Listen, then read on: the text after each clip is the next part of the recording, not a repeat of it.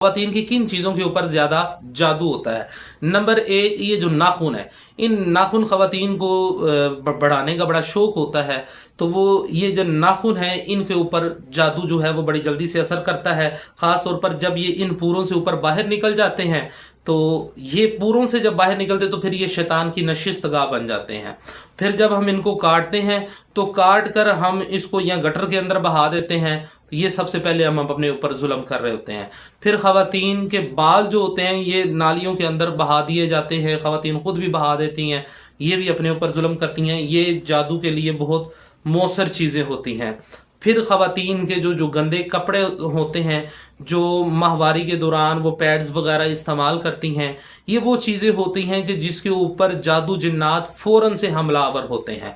जब इन चीज़ों के ऊपर फ़ौरन से हमलावर होते हैं, और जिन्नात की तो ये समझ लें ये खुराक होती हैं, और जिन्नात फ़ौरन इन चीज़ों के ऊपर भाग आते हैं। इसलिए जब भी आप ये चीज़ें, जो आपके बाल हैं, जब आपने कंघी वगैरह की है, तो वो बाल जो इकट्ठे हुए हैं आप उनको काट दें।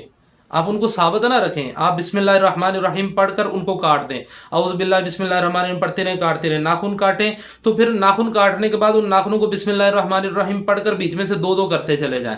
फिर आप उसको जो है दफना दें किसी जगह के ऊपर। इसी तरह जो आपका गंदा कपड़ा होता है आप उसको काट दें, बिस्मिल्लाह शरीफ पढ़कर आप उसको भी काट दें, फिर उसको किसी जगह पर दफना दें।